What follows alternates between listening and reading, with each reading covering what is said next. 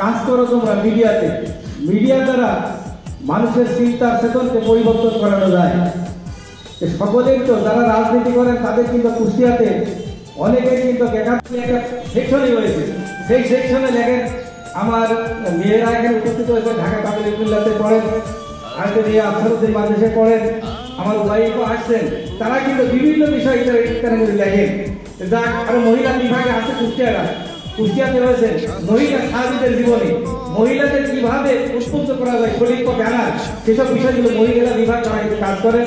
তাদের কাছে আমি তাদেরকে ধন্যবাদ মোবারক জানাচ্ছি।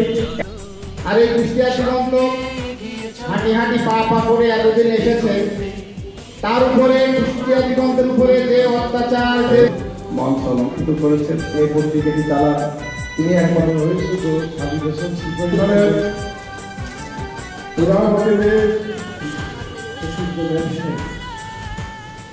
ছিল বাধা, ছিল ভয়, ছিল সংসার, সব ভেঙে হলো আজ হবে জানি একদিন সত্যের জয়। বলো সবে মিলে আজ বিজয়ের কথা বলো, বিজয়ের কথা বলো। আজ দিগন্তে আনন্দ প্রহর পূর্ণ হলো, আজ দিগন্তে আনন্দ প্রহর পূর্ণ হলো।